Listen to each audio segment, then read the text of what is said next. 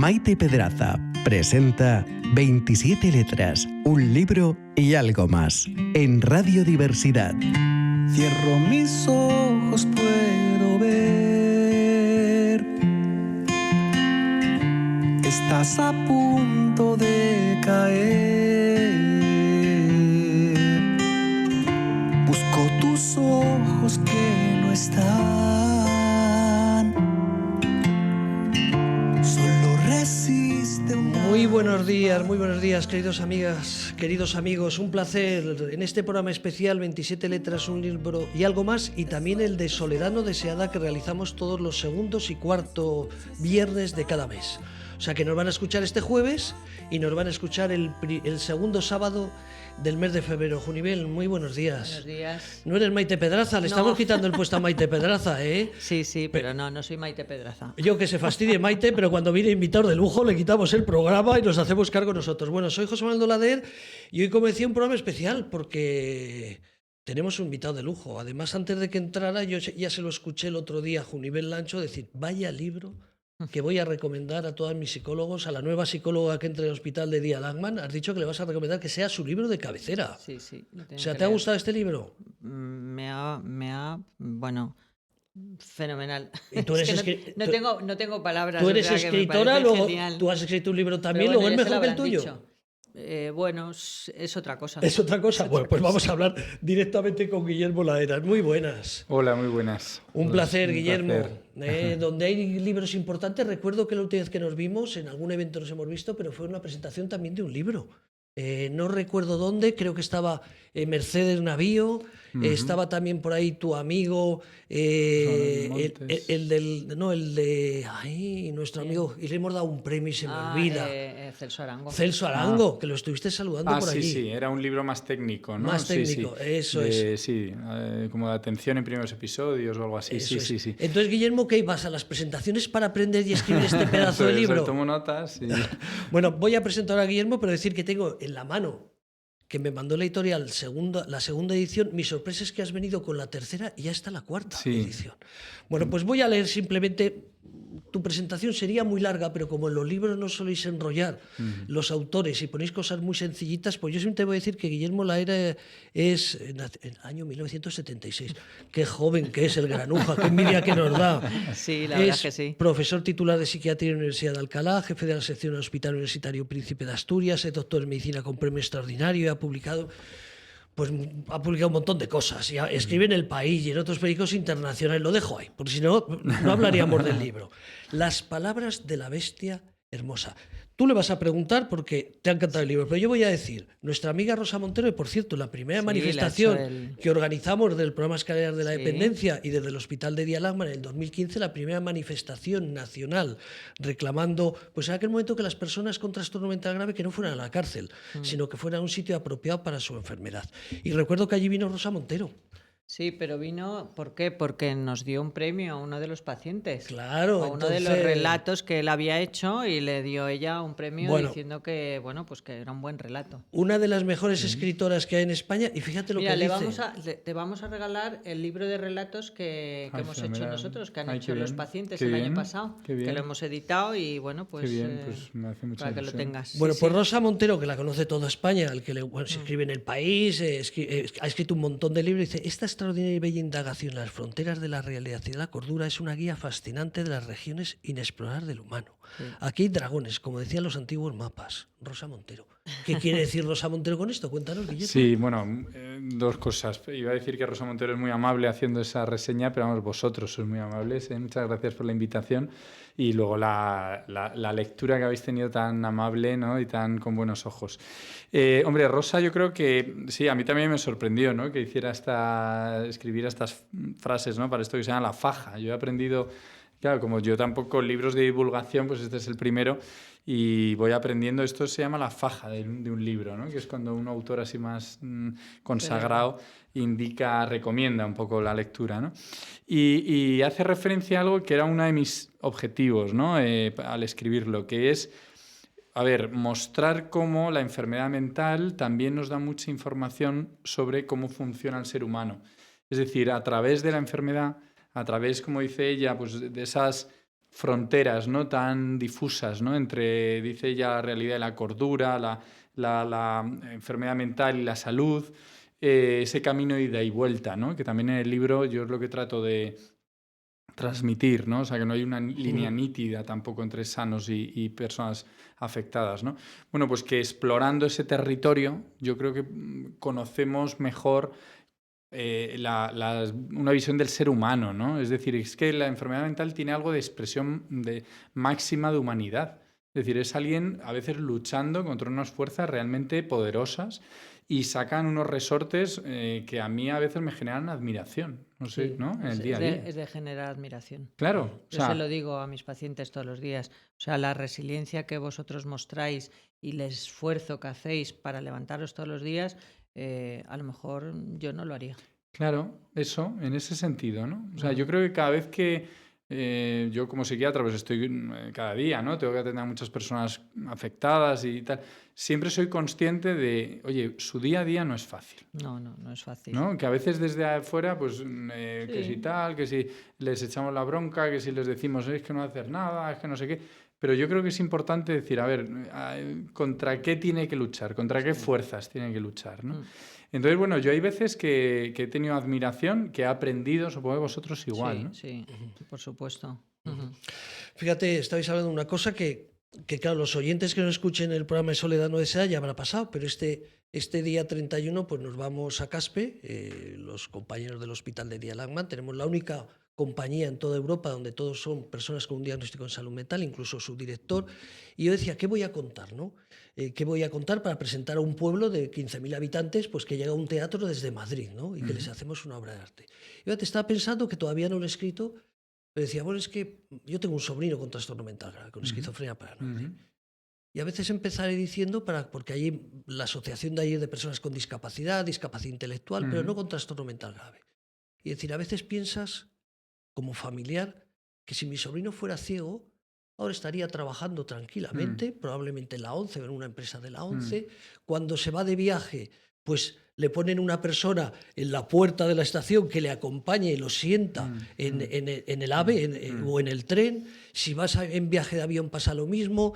Tiene una vida muy normalizada porque dan mucha pena a los ciegos. Yo he trabajado en la ONCE muchos años, pero tiene una vida totalmente normalizada. Mientras que las personas con trastorno mental grave, que si luego no te importa, te preguntaré sobre la soledad no deseada, pues no trabaja más que el 18%, significa que el otro 82% no tiene posibilidad de salir y tomar una copa o un agua, lo que sea, ¿no? No tiene esas posibilidades de relaciones humanas, con lo cual, de verdad que te felicitamos por este libro. Bueno, gracias. O sea, el tema que abordas yo lo considero enormemente relevante. Y cuando yo lo saco, un poco en términos parecidos al que tú has dicho, por supuesto no es para decir que a las personas con otras discapacidades como la ceguera no hay que ayudarlas como se le está ayudando, por supuesto. O sea, pero que hay que entender mejor la discapacidad por enfermedad mental. Hay que entenderla más y para ayudarla más. O sea, este índice de empleabilidad tan bajo, y además en otros países no es tan bajo. Con lo cual yo creo que ahí tenemos un área de mejora y hay que trasladarlo de la mejor manera a los medios de comunicación, a los políticos, con calma, y hay que decir, ahí tenemos un área de mejora. La ayuda al empleo a personas con trastorno mental grave. Sí. Porque muchas veces mis pacientes a las primeras de cambio ya me están hablando de la pensión no contributiva, de a ver si me haces un informe, de a ver si lo pido, tal. Sí. Chavales de 24 años. Y en realidad, si este chico pudiera trabajar, a lo mejor puede ser un trabajo con menos horas. Claro, es que tiene que ser trabajos adecuados a ellos. Es que eso es adecuados a ellos, con la supervisión que haga falta, con el número de horas que haga falta, pero no tiene nada que ver a nivel psicológico. Por ejemplo, cobrar una pensión que ganar un salario. No tiene nada que ver. No tiene nada que ver. Entonces, todos los que pues eso, los profesionales, los familiares, lo que podamos empujar para favorecer esas ayudas sociales a las personas, imagínate para las familias, ¿no? Qué satisfacción. A mí hay una situación de mi día a día, ¿no?, con los pacientes que me preocupa, que son personas con esquizofrenia en general, cuidados por sus padres que tienen ahora 80 años para arriba. Y con dolencias, con enfermedades, el padre a veces, como los varones tienen a veces peor salud, pues fallece el padre y la madre, es que a veces me vienen con una sensación de ¿y qué será de ¿Qué nosotros? será de mi hijo? Entonces, ¿por qué no nos adelantamos un poco a qué vamos a pasar? Que ocurra una desgracia y solución de emergencia. Efectivamente.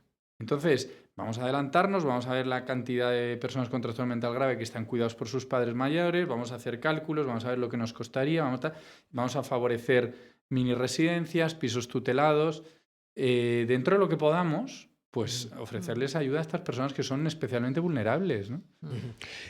Junivel, te toca. No, a ver, yo el título Las palabras de la bestia hermosa, que a veces es un título muy impactante que o bien te echa hacia adelante o te echa hacia atrás. Sí, ¿Cómo has llegado a este título? Bueno, fue idea mía, ¿no? Al principio los de la editorial, es verdad que se quedaron un poco, bueno, seguro, tal, hay que darle una vuelta, no sé qué. Y luego yo creo que les convencí. O sea, yo la idea es que para mí, llevo de psiquiatra, pues eso, más de 25 años y tal, pues la enfermedad mental tiene algo de bestial. O sea, tiene algo de destructivo, no lo vamos a negar. No, o sea, por ejemplo, este sí. libro yo creo que no es naif, no es cursi.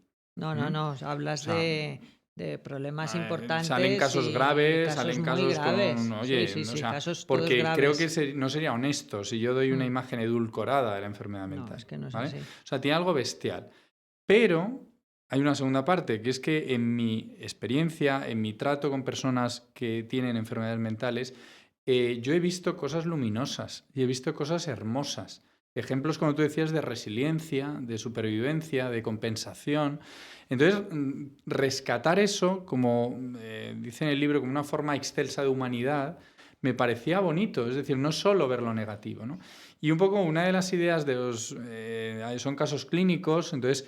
lo que tienen en común un poco es que yo me he relacionado con estas personas que son reales y he cambiado alguna cosa para que no se sintieran un poco desveladas, ¿no? Pero básicamente son historias reales y yo me conecté con ellos a partir de su parte saludable. O sea, a veces el psiquiatra solo se relaciona a través de la enfermedad, ¿no? Es como, siéntese, bueno, yo oye voces y le siguen persiguiendo y tal, y entonces te sube y te baja la medicación. Y en realidad el vínculo es a través de la enfermedad. Pero es que, claro, con los pacientes a veces podemos hablar de miles de cosas y eso genera un vínculo, genera una alianza de trabajo. Al final puedes acabar hablando de la medicación, pero no en el principio, ¿no? Entonces, en ese sentido, las palabras, porque es la base de nuestro oficio, que son el diálogo, y la bestia hermosa, por esa ambivalencia de la enfermedad, pero también la humanidad. Sí, bueno, fenomenal. Sí que también a mí lo que me ha gustado también del libro es que haces mucha alusión al mundo del cine. Como eso me imagino porque eres bastante cinéfilo. Porque pones como películas muy claves para luego llegar a los síntomas que tiene el paciente que pones aquí en el libro, los diferentes capítulos. Sí. O sea, es verdad. Es que en mi biografía, en mi evolución, el cine y la psiquiatría han ido muy de la mano. O sea, de hecho, yo creo que tienen un origen común. Es decir, yo era muy cinéfilo. Luego ya la vida, claro, tiene muchas tareas profesionales, personales, familiares, tal, y entonces ya dejas de ir, no sé vosotros, pero como que dejas de ir un poquito al cine, ¿no? O sea, ya... pero yo desde los 15 años hasta los 30 es que era un fervor por el cine. Y lo que tiene el cine es que tú te sientas en una butaca y ves a personas y tratas de entender lo que tienen en sus cabezas. Es decir, es un ejercicio de esto que llamamos mentalización o de cognición social. Es decir, entender pues, que esta persona tiene una mente, unas emociones distintas de la otra persona y distintas de tu mente.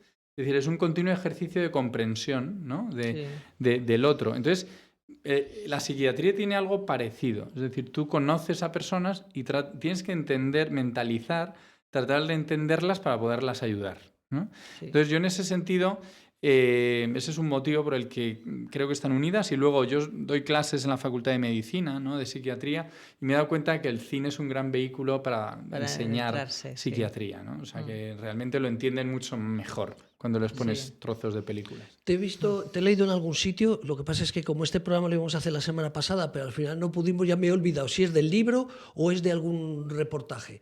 Alguien voló sobre el nido del cuco. Decías que era una de las películas más nefastas, creo Sí. recordar, para el mundo de la salud mental. Sí, ¿No a podrías- mí esa película no me gusta. O sea, Lo y digo porque real- es una película que casi todo el mundo la ha visto, o por sea, eso es... casi la- todo el la mundo he lo ha traído. visto y casi todo el mundo, su imagen de la psiquiatría está filtrada por esa película. Sí. Entonces, claro, es una imagen pues, de una psiquiatría carcelaria, inquietante, amenazante, en algún punto terrorífica, si os acordáis, esa enfermera con la jeringa. Sí, ¿no? sí, sí, O sea, correcto. claro, yo soy paciente, veo esa película y claro, no Dices, quiero ni ver no ni de vamos, lejos, ni nada. ni a un psiquiatra ni a una enfermera. No, no, claro. Porque además la efectivamente. medicación como castigo, sale, si os acordáis, la terapia electroconvulsiva, Sí, ¿no? Que tiene una leyenda negra y esta película ha Lo ha fomentado lo ha esta fomentado. leyenda negra, ¿no? El electroshock como castigo, ¿no? Contra... Sí. Y además el personaje fundamental, que si os acordáis era Jack Nicholson, Sí. en realidad no es un trastorno mental, es una personalidad antisocial, Es un psicópata. es un sí. psicópata que se mete en esa institución y entonces, bueno, hace una especie de Mira, rebelión, Nos ¿no? está poniendo ahí Tony, Claro. nuestro... Bueno, para los, Técnico rápido. para los de la radio no lo ven, pero es que estamos Ah. viendo unas imágenes ahí Claro, sobre esa película. claro, es todo, y además como la imagen es, se te cae el alma a los pies, ¿no? Total, Viendo ese total. personaje anulado completamente, ¿no? Es justo lo que no queremos nosotros con los pacientes. O sea, ahora yo cuando hablo con residentes de psiquiatría, con psiquiatras jóvenes, yo les digo, mira, la medicación hemos visto que es muy importante en la prevención de recaídas, que disminuye síntomas. Por supuesto, no es suficiente, pero es a veces imprescindible. Sí, es imprescindible. Pero hay que ajustarla justo a la persona que tenemos delante. Ajustar la dosis, ajustar el tipo de medicación. No es lo mismo un antipsicótico que otro. Entonces, claro, es como lo contrario a lo que sale en esa película. Lo que queremos es que el paciente no esté babeando, el paciente no engorde demasiado, no esté tan aplanado. A veces lo conseguimos más, a veces menos, pero hay que optimizar, ¿no? La medicación. Guillermo, antes de que te pregunte Junivel, el otro día hablamos en el programa de Soledad no se da, ¿te acuerdas de ese libro que tú has participado con Urra? Y al final decíamos, bueno, este es un programa para personas con un diagnóstico, pero no lo recomendamos para ellas. ¿A quién? Le voy a preguntar, Sí. porque tú lo tienes claro, has dicho Yo- las psicólogas y los sí. profesionales, pero este libro es Bueno, para un... pues mira, te digo un poco para quién lo escribí y luego te digo en estos meses desde que salió en octubre, pues un poco el feedback que me ha dado la gente. Yo lo escribí no para psiquiatras y psicólogos, sino para profesionales de otros campos. O sea, pues yo qué sé, mi hermano es abogado, mi hermana es profesora de literatura en un instituto. Pues un poco tipo ellos. Es decir, que yo a veces en las reuniones familiares me decían, ¿y lo tuyo? ¿Y esquizofrenia? ¿Pero eso qué es? O sea, hay gente súper formada. O sea, vamos, mis hermanos en concreto son súper cultos y tal. Y a veces me dicen, ¿pero es lo mismo psicótico que psicópata? Y yo, ¿pero qué me estás diciendo? Sí, sí, pero eso se confunde. ¿A qué os ocurre? Sí, sí, sí. Y digo, A pero mí hombre, me es que pasa no tiene con nada que lo- ver. tenemos muchas veces ellos ya les queda claro, ¿no? Pero sí, es que, bueno, es que ese que ha hecho eso y que ha matado y que no sé qué. Digo, a ver, Eso que no, es, que es eso diferente, es. que vosotros tenéis una psicosis, pero no sois unos psicópatas. A veces Y es la todo lo gente contrario. Lo confunde. Claro, entonces yo dije, mira, yo voy a intentar un libro donde yo cuente mi día a día en la psiquiatría contado de una manera que se entienda, mezclado con literatura, con cine, que intente ser ameno, porque es una mezcla entre la narración de los pacientes Sí. y la divulgación, y ojalá un abogado, una profesora, una persona, hombre, yo pensaba en un lector pues que suela leer, ¿no? Pero que no hace falta que sea un experto, ¿no? Entonces que lo lea y bueno, pues sea entretenido y aprenda sobre psiquiatría. Ahora bien, desde que salió, lo que me he dado cuenta es que ha tenido como mucho éxito entre los profesionales. O sea, ya sea en redes sociales, LinkedIn, en X o en Twitter o tal, pues de repente otros psiquiatras, psicólogos clínicos, tal, que dicen, joder, si es que está súper bien, si es que es un repaso, si es que no sé qué. Entonces, bueno, oye, pues también parece que está teniendo ese mercado, ¿no? Y luego hay un tercero que puntualmente lo estoy viendo, que es en familiares de personas afectadas. Es decir, gente que dice, bueno, es que por fin veo la historia de mi hijo reflejada en un capítulo, ¿no? Y lo difícil que es, y a veces lo que hemos sufrido y tal, y me lo han explicado y han puesto las palabras. Entonces, bueno, ojalá también allí haya gente que le pueda enriquecer este libro, ¿no? O sea, personas, o bien que ellos han tenido un trastorno mental, o familiares, ¿no? Perfecto. O sea, muy recomendable para mucha gente. Sí, sí, sí. empiezas, ¿cómo decides cuando empiezas con el primer relato, que es Del poeta, del ¿no? poeta, Sí, sí. y luego cómo terminas con el último, que es un TOC, una persona, una mujer que tiene TOC? Ujú. ¿Cómo llegas ahí? Entre medias, quiero decir, lo que se hace ameno es lo que tú dices, porque haces mucha alusión al cine, haces mucha alusión a la literatura, y eso, bueno, pues es un relato fresco, ¿no? Claro, Dentro eso es. de ver lo profundo y lo doloroso y el sufrimiento de esas personas que Eso tienen es. ese trastorno O sea, mental. efectivamente la estructura del libro yo lo que no quería era ser aburrido. Entonces, No, desde luego que lo has ojalá, conseguido. ojalá que lo haya conseguido. Entonces es un capítulo por cada grupo de enfermedades. O sea, por ejemplo, hay uno sobre la psicosis, otro sobre trastorno de personalidad paranoide, otro el TOC, que lo has nombrado, otro el trauma, estrés postraumático, que a veces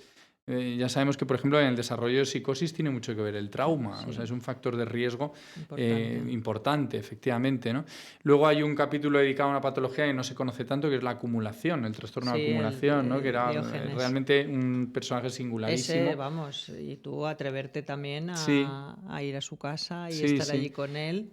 Pero es que era impresionante y sí, sí, por un lado yo estaba como entre fascinado también por su manera de hablar, su manera Claro, es de que era una relacionarse. persona muy culta Sí, sí, también. muy culta y con una relación con los objetos, o sea, él era, por un lado, le fascinaba adquirir objetos, o sea, o comprar o recoger en la calle, y por otro lado era incapaz de descartarlos. Todo objeto le parecía valioso. Entonces, su relación con el lenguaje era parecida. Entonces, él empezaba una frase y cualquier palabra que se le venía a la cabeza no la podía descartar. Entonces, al final era un lenguaje muy barroco, muy... claro, en un momento dado se hacía casi ininteligible, ¿no? Sí, Pero, sí. pero claro, a mí me tenía como embobado, porque de repente veía como un patrón, ¿no? Y luego en la parte humana, pues era un hombre muy generoso y que a mí, bueno, pues realmente para él abrir las puertas de su casa... Hombre, Imagínate lo que supuso, ¿no? Fue como decir, bueno, nadie ha entrado aquí, yo te voy a enseñar a ti. permitir, ¿no? Este privilegio, ¿no? Entonces, bueno, como os comentaba, cada capítulo, ¿no? Tiene distintos temas y entonces empiezo con un caso clínico y luego, pues, alguna explicación entroncada pues con temas de la cultura, ¿no? Y bueno, el del TOC que tú nombras, pues la verdad es que yo creo que el TOC es una de esas patologías que no nos damos suficientemente cuenta del sufrimiento que Sí. conllevan. O sea, me parece que lo titulo yo la prisión mental, Sí. que es como de no poder salir, ¿no? De por tu propio cerebro, por tu propia cabeza, que te impide hacer cosas, te obliga a hacer cosas y estás ahí a veces muy, sobre todo alguno grave, ¿no? Como los que cuento, ¿no? Ujú, sí. Mm. Y en el primero empiezas con la película, con el show Show de de Truman. Truman. Jo, pues para mí es muy importante empezar con esa película, porque lo voy a contar brevemente. Yo creo que la psicosis en películas y libros se ha contado mucho desde fuera. O sea, desde fuera vemos lo que hace el paciente con psicosis.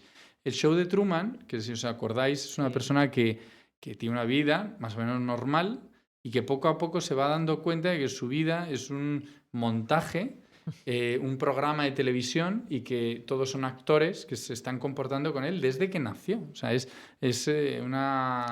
un relato escalofriante, ¿no? Sí. Y además poco a poco cómo se va dando cuenta. Bueno, pues yo creo que la psicosis, el trastorno psicótico, es eso desde dentro. Es decir, el paciente psicótico de repente no es que no oigo voces, es que empieza a notar que su realidad es rara, que empiezan cosas que él no se espera. Pues esto no, y entonces está algo desconcertado, tiene lo que se llama la experiencia anómala. Es como, no, la gente no se comporta como yo espero que se comporten, empiezan a buscar un significado a esa extrañeza y de ahí poco a poco ya van saliendo las alucinaciones y el delirio, ¿no? Entonces es una película que creo es importante para empatizar con el paciente psicótico. Sí, sí, la verdad es que además es que se relata muy bien para uno entender la psicosis ahí en esa película.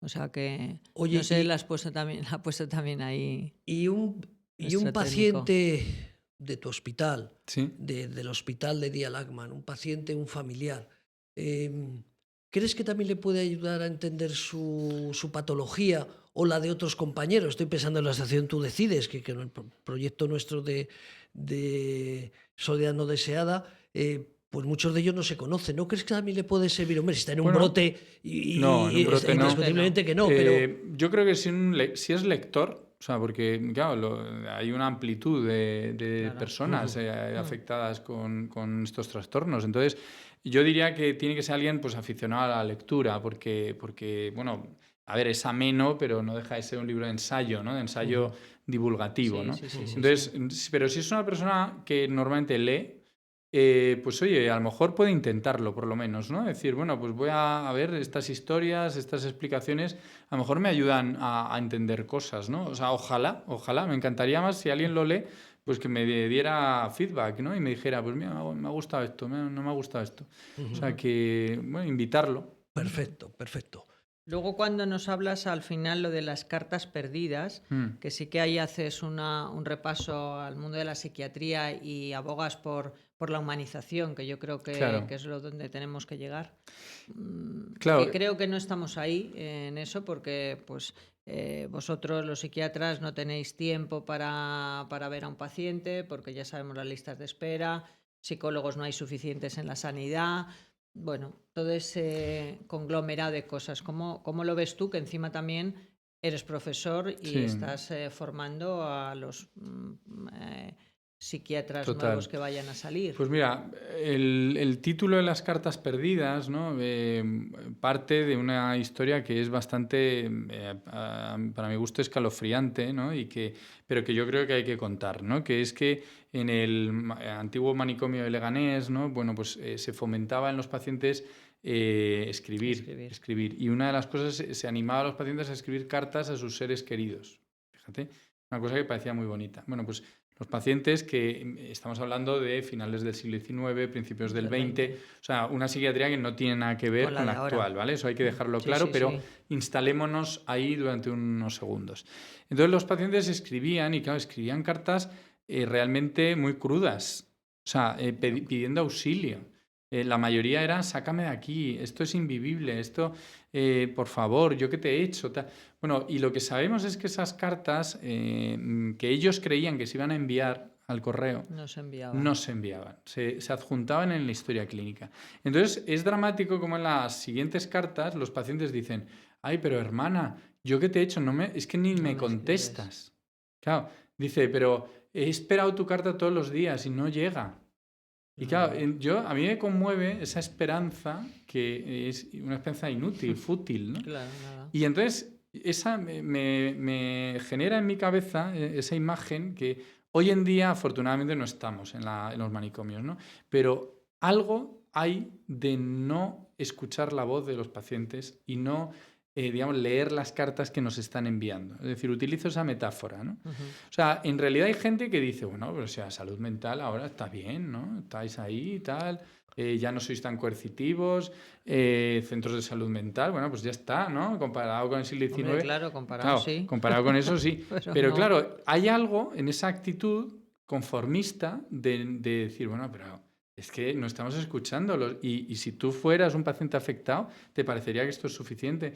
Entonces, ojalá a la gente demos un cambio, ¿no? Y digamos, oye, tenemos que dar pasos adelante en la humanización, en los tiempos que tú lo has nombrado, en los tiempos de no puede ser, ¿no? El psiquiatra me ve 15 minutos cada 3 meses o cita cada 6. Hay zonas de España que es cita en 6 meses. Luego las psicoterapias que no se implementan. ¿no? Todas las guías de práctica clínica dice hay que hacer psicoterapia en todas las enfermedades, o sea, basadas en la evidencia además. Esto no es ideología. No es algo utópico. Esto que en la depresión, en la esquizofrenia, en el trastorno bipolar, en el TOC, funciona medicación y psicoterapia. Entonces, no se da psicoterapia, ¿no? Dice, no, iros a una asociación, o sea, hay soluciones.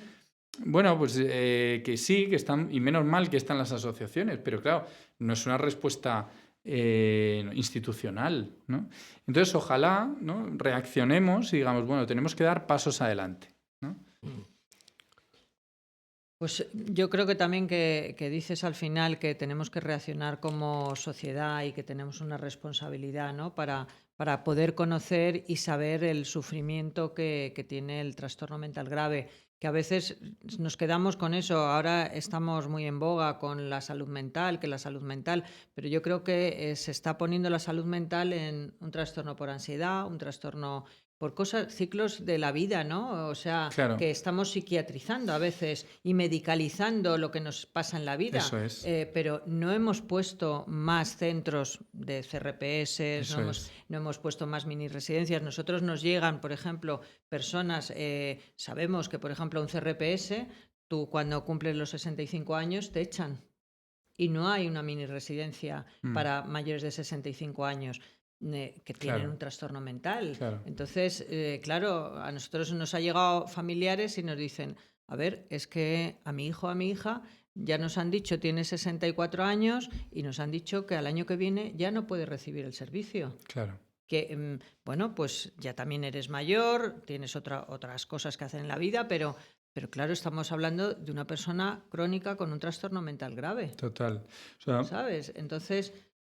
Eso yo creo que los profesionales que nos dedicamos al trastorno mental grave tenemos que poner ese énfasis. Claro, de decir, es que si no, para los pacientes más. Y las familias se sienten un poco estafados, porque dicen, boom de la salud mental, y yo que tengo un hijo desde hace 30 años con una enfermedad grave y tal, y yo no me beneficio nada del boom. O sea, en realidad es por lo que tú has dicho, es decir, como ahora, bueno, sociológicamente, digamos, bueno, pues eso, hemos psiquiatrizado, medicalizado el sufrimiento que es inherente a la vida humana y a los cambios y al crecimiento. Es decir, nos guste o no, crecemos en base a... Aunque tenemos dolores. Dolor, pérdidas, claro. Fracasos, que hay que tenerlos, y cambios de etapa, ¿no? Cambiamos y nos duele a veces, ¿no? Dejar de ser joven, pasar a ser adulto, adulto, anciano, tal... entonces ese sufrimiento, en vez de asumirlo y afrontarlo más socialmente, a lo mejor, ¿no? Con más ayuda mutua, con más comunidad, con más... Bueno, antes había más ritos, ¿no? Un poco para curar, para sanar esas... Y en cambio ahora ya es, no, tengo que ir a un psicólogo o a un psiquiatra, ¿no? Para que un experto me quite este dolor. Entonces esa avalancha de gente ha ido a los centros de salud mental, ha colapsado las ayudas sanitarias, y entonces... al paciente con trastorno mental grave lo tenemos un poquito desatendido. Sí. Ese es el diagnóstico. Y yo creo que además casi todos estamos de acuerdo. Yo lo digo mucho en entrevistas, en charlas, tal. Y en general todo el mundo dice, si es que tienes razón. Claro, pero yo creo que no nos escuchan el ministerio, los gobiernos que estén, no escuchan a los profesionales, que siempre lo decimos, o sea, no escuchan a la evidencia científica. Ellos ponen leyes, hacen cosas pero he dicho, es lo que tú dices, todos los profesionales que nos dedicamos a esto lo decimos, pero dices, pero bueno, y estos señores que están aquí mandando y que son los que hacen las cosas y que ponen el dinero... Claro, no sé, o sea, pues cuando tenemos diagnósticos tan consensuados, ¿no? O sea, porque otra cosa son visiones muy radicales y tal, pero cuando el 90% de los profesionales decimos, este es el diagnóstico, entonces tenemos que actuar sobre este diagnóstico. Efectivamente. O sea, despsiquiatrizar el sufrimiento de los malestares de la vida y priorizar a los pacientes vulnerables. Entonces, yo creo que se lo ponemos en bandeja a los gestores, ¿no? Y a los políticos. Ojalá den ellos los pasos, ¿no? Sí. Fíjate, me habéis levantado la pregunta, sigo apuntando aquí cosas. Que te iba a preguntar, recuerdo la primera charla cuando creamos el teléfono en el 2018, que las psicólogas teníamos aquí las 16 y le decía, ¿sabéis qué voz de profesión? Es como lo de periodista. No hay trabajo, cobráis una mierda. Afortunadamente el COVID es todo lo contrario. Ahora los psicólogos tienen todos trabajo, ¿no? Los psiquiatras seguís siempre igual. Hay muy pocos psiquiatras, por tanto es la misma historia. Pero todo esto que estaba apuntando antes de que hicieras esa pregunta, estamos hablando del 2018. Recuerda, el 2018 los psicólogos no tenían apenas trabajo. Ahora no encuentras a nadie. Ya no te plantees un proyecto con psicólogos voluntarios, ¿no? Que como no sea muy voluntarios después de su trabajo. ¿Pero por qué lo enlazo esto?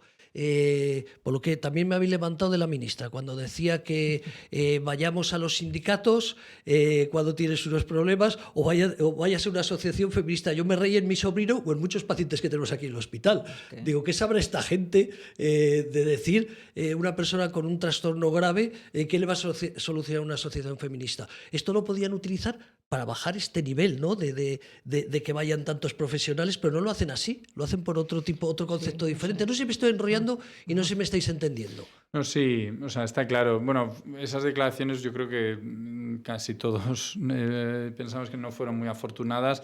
Yo creo que la gente que está con labores de responsabilidad tiene que pensar que la comunicación con la sociedad es muy importante y que pues eso, meter la pata o decir alguna frase tal es que al final no ayuda a nadie, ¿no? Entonces hay que medir las palabras y las frases y cuidado con los eslogans, ¿no? Entonces, a ver, yo trato de ver bueno, la parte y lo que tendrían en la cabeza al decir esas frases. Yo creo que quiero pensar que ellas sí, o ellos, los que están en el ministerio, también están preocupados por los trastornos mentales graves. Ojalá se dejen asesorar bien, ¿no? Por personas formadas, por la evidencia, por la transversalidad, ¿no? Ideológica. Yo creo que hay temas en España tan importantes, yo nombraría la educación, por ejemplo, también, o la salud, ¿no? Y en concreto la salud mental, que tienen que ser transversales. O sea, como nos pongamos con la salud mental, como con la educación, es decir, a golpe de ahora gobiernan estos, hacemos esto, cambiamos, y luego se anula, ese es el mal camino. Ese es el mal, sí. Entonces, antes de caer en ese error, venga, vamos a consensuar, vamos a escuchar, vamos a hacer cosas que sean prudentes, ¿no? Prudentes no quiere decir tibias, es decir, porque yo creo que España tiene que dar un paso adelante muy importante en salud mental, pero recogiendo a la mayoría de profesionales y de la población, ¿no? Sí. Y creo que lo podemos hacer. Bueno, pues ya estamos terminando. ¿Alguna cosita? Porque ha quedado claro que el libro es para todo el mundo. Sí. Eso lo hemos dejado claro, y encima Junivel, que es muy leída, como también escritora que ha sido, pues lo recomienda. ¿Alguna cosita que dijeras, no me quiero ir? Bueno, está claro que hablar de tu libro, bueno, pero algo que o sea, si alguien está indeciso si lo compra o no lo compra... Bueno, pues mira, como no me lo habéis preguntado, pues y suele salir en las entrevistas, yo creo que hay un capítulo dedicado a mi padre. Yo digo, mira, qué prudente fue nivel, que no, pudorosa. Te iba a hablar también de tu madre. Mi madre también sale. Sí. Que ha debido ser para ti. Sí. Y entonces, bueno, hay gente que le choca mucho, dice, oye, pero joder, qué valiente has sido hablando de temas así tan crudos, ¿no? Y tal. Porque mi padre tuvo una depresión, mi padre era profesor en la universidad y tal, y en un momento, cuando yo era estudiante de medicina, bueno, tuve una depresión mayor importante, ¿no? Y entonces lo cuento en un capítulo. ¿Y por qué lo he hecho? Pues también porque yo creo que la figura del psiquiatra hay que humanizarla. Es decir, que somos seres humanos, ni más ni menos. O sea, somos personas y también somos vulnerables en nuestra familia, y nosotros mismos también podemos enfermar. Entonces, el contacto con la persona que tiene un trastorno mental, pues la verdad es que yo creo que si humanizamos al paciente y humanizamos al psiquiatra, se pueden hacer cosas muy bonitas, ¿no? En cambio, la figura del psiquiatra omnipotente, que hace años había ese cliché, ¿no? Como que lo sabía todo, muy distante, que te decía lo que tenías que hacer en la vida, ¿no? Y tal. Yo creo que eso, pues, ayudaba menos. Sí, no, ayudaba poco. Claro. Pues, queridos amigos, las palabras de la bestia hermosa, breve manual de psiquiatría con alma, Guillermo Laera. Además de es muy fácil, en cualquier buscador, ya debe estar en Amazon, debe estar en todas las plataformas, está claro, si vas por la 4ª edición, pues imagínate. Si no, la editorial es Debate. Debate, Penguin Random House. Muy conocida. Pues Guillermo, que ha sido un placer. Nada. Tenerte aquí. Y además recomendar libros, ¿verdad? Traer libros que se fastidien nuestra amiga. Psiquiatras que hacéis estas cosas, yo creo que... Y sobre todo que sois profes. Que ayudan a romper barreras. Claro. Bueno, pues como siempre... Gracias, Como siempre, antes de irnos, vamos a agradecer a SISPA, una institución dedicada al cuidado de personas mayores y personas emigrantes, al Hospital de Día Lachman, un hospital dedicado a la psicorrehabilitación de personas con trastorno mental grave, y, cómo no, a la Asociación Corazón y Manos, dedicada a ayudar también a las mujeres que sufren violencia de género y a las personas en riesgo de exclusión social. Bueno, pues... Maite Pedraza, que lo siento. Soy la sustituta. Pero los libros buenos, Maite se queda sin ellos, Guillermo, repito, muchísimas gracias. Gracias a vosotros. Pues un placer, queridos amigos, y nos sigan escuchando en radiodiversidad.com.